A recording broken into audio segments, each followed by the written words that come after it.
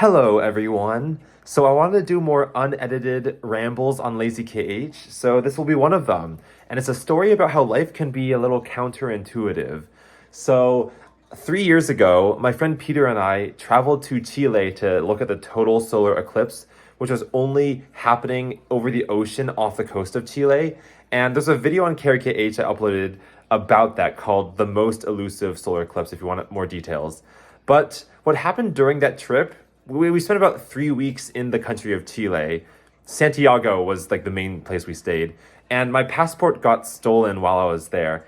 And you'd think that this would be a horrible event and I'd feel like, I don't know, violated or like very frustrated about like the issues that was going to bring me. But I want to talk about in this video how that was actually a fun experience, even though like that just sounds so counterintuitive.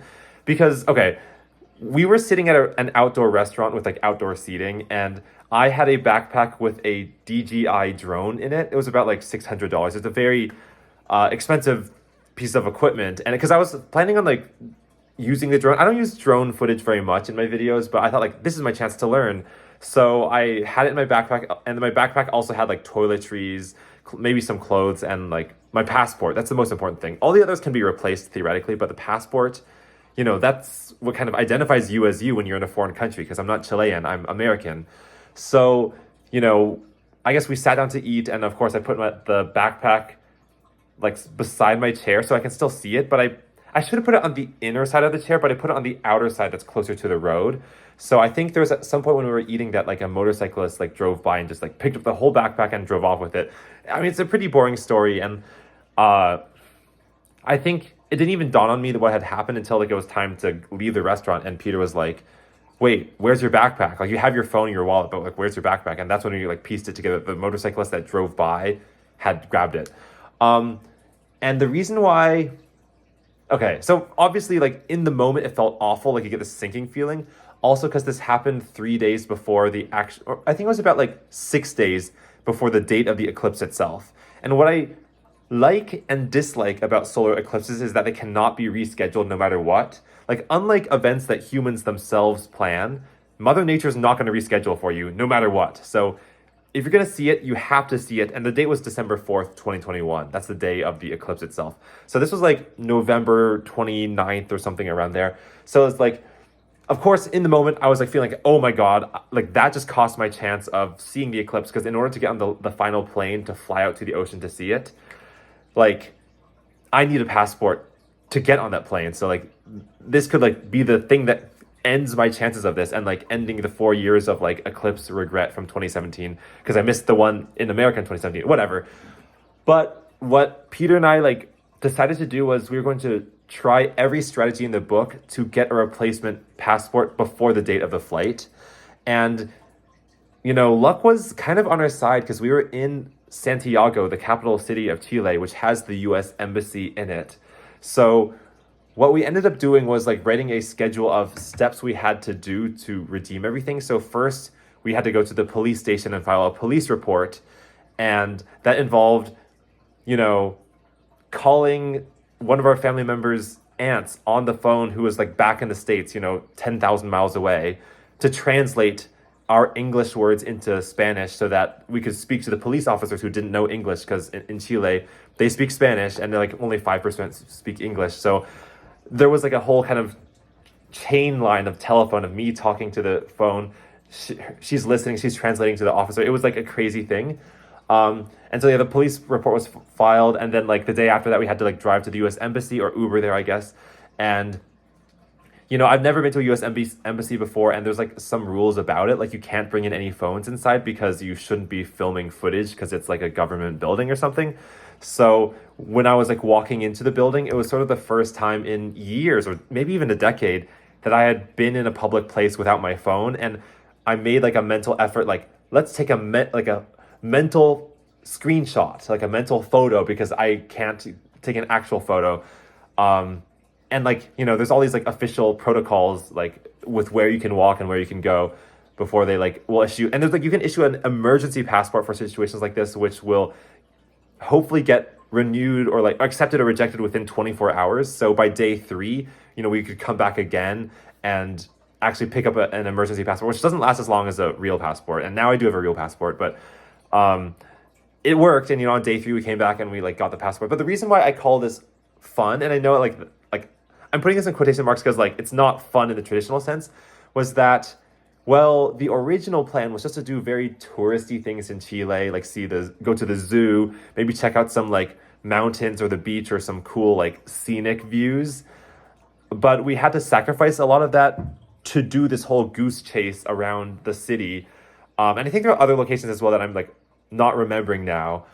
And how I feel is like I don't really mind losing out on the touristy things like seeing the zoo because it's kind of standard and typical, and we like all zoos kind of blend together.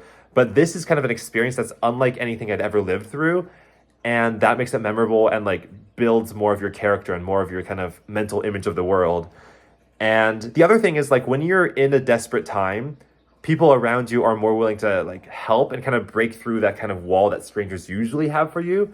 So I remember when we were waiting in line at the embassy, there was this Italian woman who spoke English, and she's Italian, but she had lived in the US for some time. So when she talked to us and I understood her, there was some camaraderie. She was like, "Oh, this has happened to my like daughter, and this is what we did. And also, when you're down in Chile, you should check out Torres del Paine, which is some like mountain range." And forgive my like accent, I cannot roll my R's, but she gave us tips, and there was definitely a feeling of like, oh my God, like even in a place where I don't know the language, there is someone out there rooting for me. Of course, everyone who was like along the way was helping me as well. Like the Chilean police officers were super kind.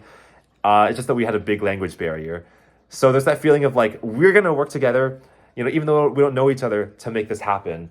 There was even like this one incident at the police station where I was like giving them information of like the address where the incident happened. I think at some point we had to actually go back to the restaurant to like say the location of the theft.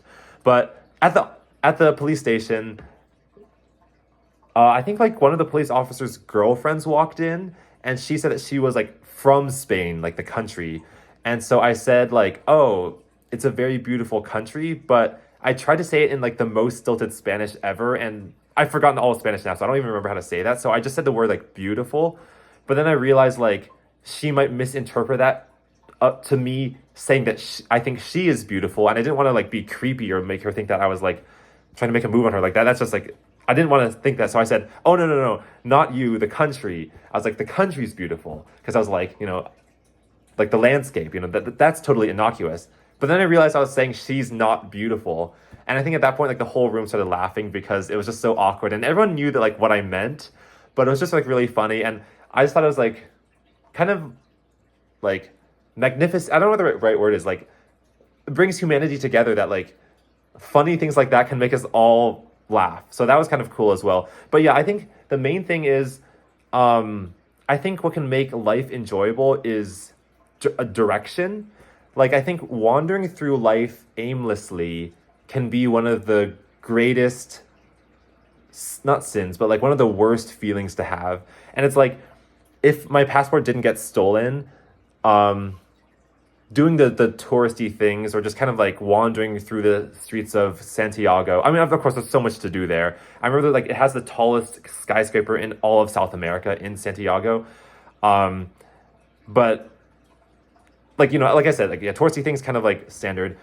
I think that like having a direction, like being kind of told, like whether you like it or not, this is what you're going to be doing. Let's see if you can do it. And then succeeding, that kind of direction can really make you feel like you're on a mission and make you feel useful, important, and like you have something to accomplish. Whereas like if you had an easier life, your passport is with you all the time, as it should be. In some ways, it feels too easy, and there's just not enough like struggle, not enough like adversity to overcome. Like we talk about how like every single novel you read in high school or middle school has a conflict, a rising action, a climax, and a resolution. And it's kind of weird because that's just assumed in fiction that you need some conflict to make the story worth reading. But in life, there are similarities, but we don't acknowledge when conflict somehow makes our life more enjoyable, like a story. Because, I mean, there is the downside that, like, you don't succeed, right? Like, maybe I get my passport stolen and we can't get to the consulate in time. Or consulate? Yeah, in time. and or embassy in time. Or like if it wasn't in Santiago, like Chile is a very long country north to south. So it's like if we were in just the next city over, it could take like hours on a bus ride or like days on a bus ride to get to the next city. So like there's a million alternate universes where I just lost my passport and lost my chance to see the eclipse. And then I would be like kicking myself like that was the stupidest thing ever to just let my backpack get stolen like that. But and also like that my drone got stolen and that's like $600 I lost, which really did sting because like I had just bought it for that trip. And I also like know that this was like a huge privilege to just decide to bring a drone on this trip around the world. Like of course, you know, it is this place of privilege to be able to say like, oh, this was just a fun little like mission I was on. Of course, like that's not something you should try to do. And if things get stolen, like you have every right to complain and hope that never happens again. And also like if you are a aspiring thief, like I hope you don't try to do that more because you want to, you know, make stories like mine happen more often. Like you shouldn't do that. But like I guess it's just like a story about how when life gets too easy, it also gets boring. But having a boring life is better than having a destitute life. But it's still a lot worse than having a life with a mission. And I think that like I'm kind of talking in circles now. I think, you know, you always need like some mission, some person to kind of like push against, some like hurdle to overcome that makes things exciting. And then like of course I did see the eclipse and it was such a crazy experience. I will say looking at an eclipse through the plane window is not easy because you have like a 9-inch by 12-inch portal to look through. So if you have two people in the plane row, you really have to cramp up in the corner and try to weasel your way in. And it doesn't feel as like expansive as when you're on land and the entire sky above you is like getting darker because you can't see that much from a plane window. So like I think in terms of like raw just like viewing ability, it was worse in the plane. But what far outshadows this is the fact that this was an eclipse that was so hard to get to, and like you really had to like push a lot of levers and like talk to the right people to even get the opportunity to see it, which is what the whole Carrie KH video from a few years ago was talking about. And I think that like what me and my friend Peter often say to ourselves is no eclipse from here on out for the rest of our lives will have that same feeling of like urgency or like otherworldness as that one did, because it was like so hard to get to. And also like when we were seeing the eclipse, it's like happening over Antarctic waters below, so it really feels like you're on an ice planet. But I don't want to like talk too glowingly about this because I think that can sound a little gloating and that's not what I'm about. But I guess like that just kind of feeds into the same idea of like when there's adversity, success or like validation at the end of the tunnel feels just much better than when it's like handed to you on a silver platter, which it was not. So that is the story of how my passport got stolen. It's the only time something like that has happened. And I feel like very few belongings in life are as critical as your passport. You know, if you lose your clothes, like you can buy another t-shirt. You know, it doesn't have to be like fancy, it's just another t-shirt. And every big city can sell you t-shirts. If you lose like a toothbrush, you can buy a toothbrush. And even if you lose your laptop, you can buy another laptop, but you cannot easily buy another passport. Like that one is attached to your identity. So like that should have been the worst possible thing to get stolen from me. But again, like I got to see the embassy, and I think the embassy was like more memorable than any zoo would have been, any beach would have been. I'm not going to describe it because I think that like that's why they didn't want to take us taking photos. They don't want like there to be information out there on the internet what it's like. Lots of American. Oh, I was going to describe it. Well, American flags. I mean, that's like to be expected because like when you're in a foreign country like Chile, you know, there's going to be Chilean flags everywhere, which are also red, white, and blue. But like, of course, when you're at the embassy, it's like they want to be like welcoming, like Americans. Here's your home, like hub. Like we're here for you in this one area, so you can feel like at home, like home away from home, like a hotel. So that was everywhere, but I don't want to talk about it in more detail because I don't know what is legal and what is not legal. But yeah, I think for Lazy KH, I have been meaning to talk more about my feelings more vulnerably and authentically, because I think due to the rise of BFDI and how popular it is, people assume that I'm one-dimensional and just a machine that produces BFDI. So I figured on this channel, since this channel is not for object shows whatsoever, I can just talk about things completely off topic, and then like people kind of get to know who I am more fleshed out. So I'm hoping this is not the last of these sort of rambles. And the other thing is that I've tried scripting things like this before, but every time I get into the process of scripting something on a Google Doc, it balloons in scope. Like I start editing it, I start thinking like, oh, I need visuals to pop up when I say this. I need to have this animation show up to demonstrate that. And then it just never happens because something else always pops up as I'm making it. So I figured if I just record it and have no plan, I'm gonna finish it no matter what, because like this video is 15 minutes long. Once the 15 minutes are done, there's nothing left to do for this video.